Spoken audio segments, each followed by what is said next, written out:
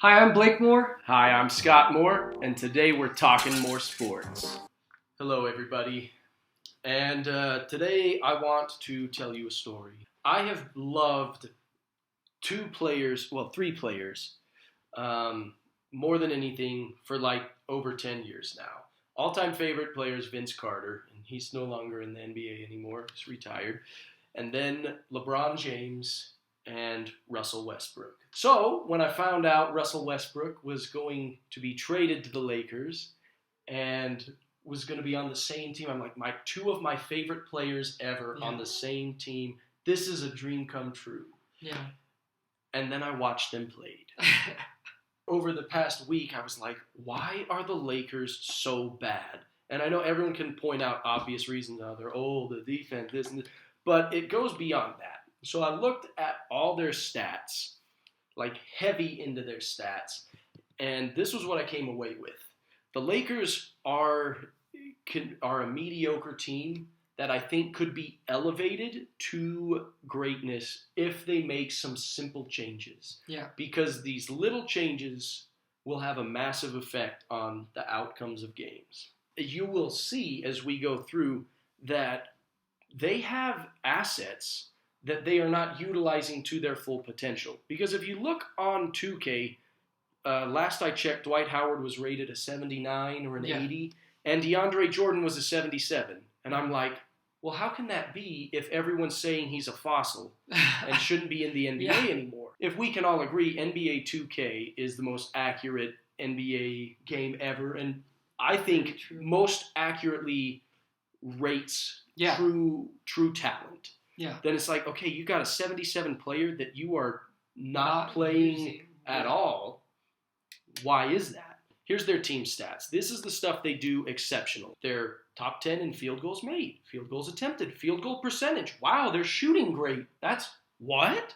2-pointers made, 2-pointers attempted, 2-point percentage. Here's some. Free throws attempted. Terrible. Lakers, Free throw you are 5th in the league in free throws attempted. You're 16th in free throws made. And you're the worst shooting. You're 28th in free throw percentage. Yeah. Lakers, make your free throws. You shoot 22 free throws a night on average, and you make 16 of them. Imagine if you made 20. That's 4 more points per night. Make your free throws, Lakers. It's so true. They're terrible at free throws. Anyways, defensive rebounds, they're top 10.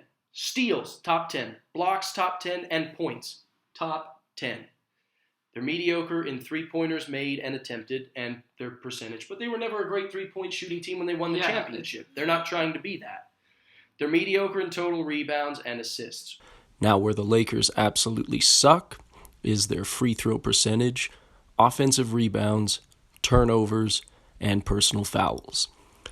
Now, most of these can be simply fixed. Free throws, just make the free throw.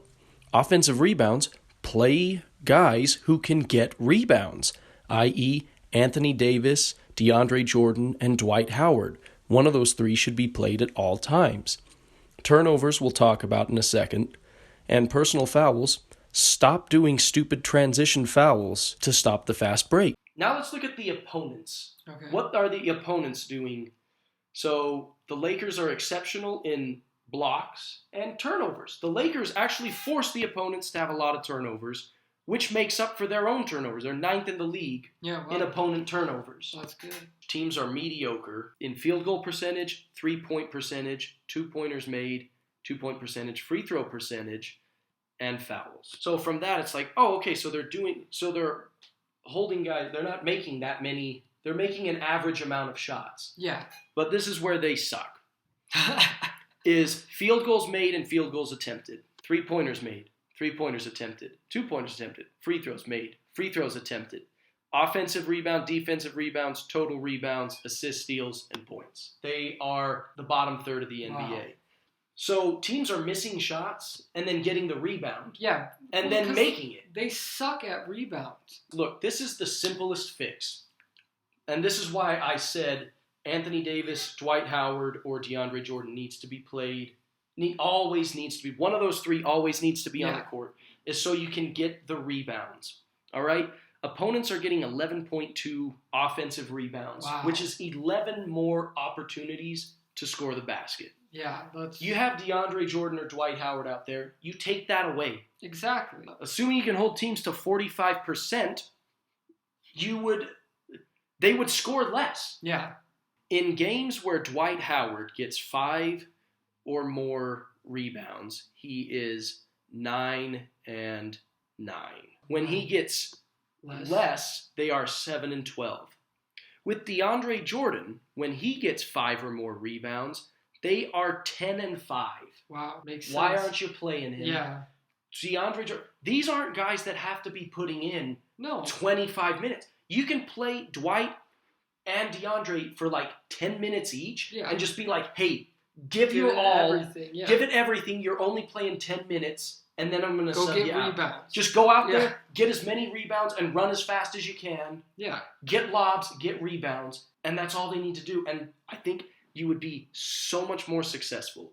I agree. I figured for easy math, the Lakers play probably 10 players a game on average, right? And so I looked at the team stats, and I was like, well, the average then, you would divide that by 10, right? Mhm. So the Lakers as a team average 41.5 field goals.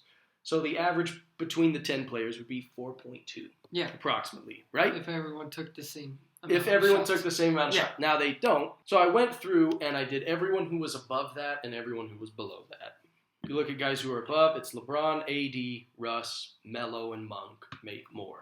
Mhm. Below that, THT, Bradley, AR-15, Wayne Ellington, Stanley Johnson, DeAndre Jordan, Dwight, Bazemore, and Ariza. So what I thought was interesting, I'm like, THT makes less, yet he gets more minutes than Melo and Monk, Weird. right? And I like Talon Horton-Tucker, but he has been massively overrated in his role currently on the Lakers. He's great as a defensive player, and they definitely need that. Yeah. Because he can guard almost any But position. he shouldn't be taking as many shots. He should as not he be does. taking as many shots as he does. Now we're going to go to field goal percentage. Look who has the most. I mean, no surprise, it's DeAndre Jordan and Dwight Howard, the two guys who play the least. Granted, their shots are all in the paint. Yeah, true. But if you want to, if you want easy baskets, play them. True.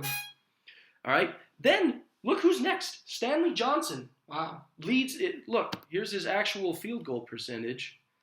It's 52%. So same Is his as field goal LeBron. percentage. Oh, slightly better than LeBron. It's better than LeBron's. Wow. And it's better than AD's. This is one of the little things the Lakers are doing that they could easily fix is who is taking the number of shots. Yeah. LeBron should be taking all of it. Anytime LeBron wants to shoot the ball, LeBron can shoot the ball. LeBron has earned that. Anthony Davis, when he plays, will get a lot of shots. Russ should take slightly less. Stanley Johnson needs to be taking more, and I would say Malik Monk needs to be the third scoring option I agree. for this team. Well, and I think Austin Reeves should shoot more too because he seems to be like the Caruso, where he's pretty efficient. He makes threes. He's efficient from the floor, and he should just be able to take more shots. So Austin Reeves shoots 48% from the field, and he only attempts 4 shots a game on average. He should be shooting more. When you look at, compared to Talon Horton-Tucker, who gets 9.6, and his shooting's not that great. Good. He's a terrible shooter. Talon Horton-Tucker needs to, this needs to switch. He needs to be taking 4 shots, and 3 of his shots can go to Malik Monk, or actually 2 of them should go to Malik Monk, 2 should go to Stanley Johnson, and 1 more to Austin Reeves. Yeah. I think. Well, and if you lower Russell Westbrook's too, then you could even give some. Right now, Westbrook is taking 16 shots a game. And how many of those are threes? Why is he taking a single 3-pointer? No, that he's making a 3. Again, I know. No, I'm saying, why is he even taking 3.4? Well, we'll get to that in a sec. Okay. I got a thing for that. So this is what's crazy, right? So Malik Monk is shooting threes at his 3-point percentage is 40%. Mm-hmm. It's the best on the team. Russell Westbrook shoots 29.6% from 3. terrible. which is terrible. And I would argue he shouldn't be shooting threes. But if you look at where he shoots from the side, when he shoots the corner three, he's 41.4%. So I think if he just does that, that's the best 3-point percentage on the team. True. If he's going to shoot threes, only from the corner. It should only be the corner. And even at that, don't shoot that many because that percentage will drop. Yeah, I think he should shoot. He's averaging 3.4 threes attempted a game. I say you keep that 3 to 4 threes. I say 1 to 2 from the corner though. Yeah, I think if he's open from the corner, if it's a set shot, it's not rushed. They're playing slow right now because LeBron is running things. You're playing slow and you kick it out. He's wide open for three. Yeah.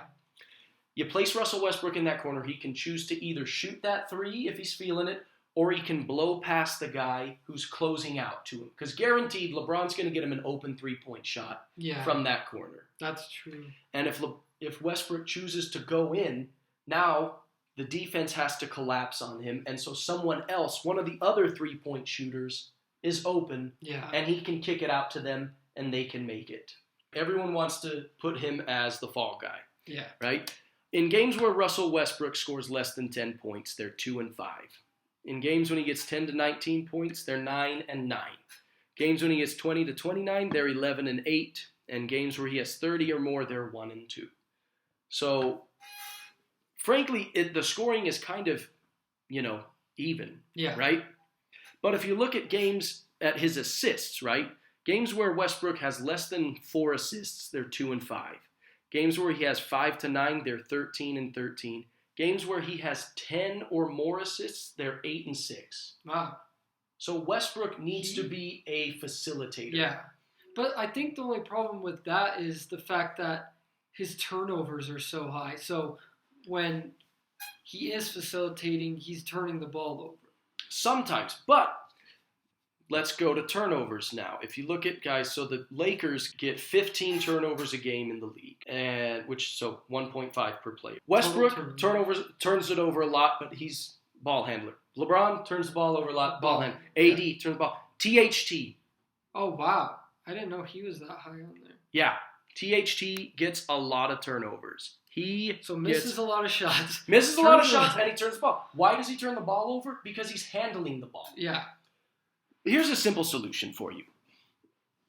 The Lakers need to operate with the 2 crown system, which has been proven to be successful in LeBron's past. On Miami, it was LeBron, and then when he was out, it was Dwayne Wade ran things. In Cleveland, it was LeBron, and then when he was subbed out, Kyrie Irving ran things. I don't know why they don't do that now. LeBron plays 36 minutes a night, which means for 12 minutes, he's not on the floor. In those 12 minutes, it should be Russell Westbrook. Yeah. And you should play a young lineup, which means Talon Horton-Tucker, Malik Monk, Austin Reeves, Anthony Davis, Stanley Johnson. Yeah. 4 of those 5 guys should be playing with him because Westbrook plays great when he is running and gunning. Exactly. Right? And that's why they're 3rd in the league in pace. Yeah. But slow it down when LeBron is out.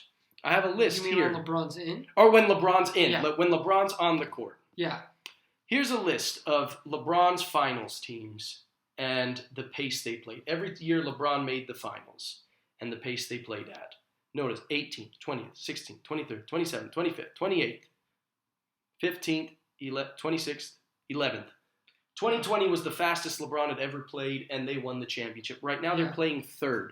You have a bunch of old guys on this team. It's true. Slow it down. When LeBron is out there, slow it down, play some half court. Yeah. None of this run down and just shoot a 3 immediately. LeBron, you can tell he gets tired in the 4th quarters. Well, look, the whole team is tired. The Lakers are outscored almost every 3rd quarter of the game. Why? Because the first half, they're running and gunning, and they look great. And a lot of times, they go in with a lead, a double-digit lead. The Lakers have blown more double-digit leads than any other team this year. Why is that? They go in to halftime with a double-digit lead. 3rd quarter, they get blown out of the water, and then the 4th quarter, they have to play from behind.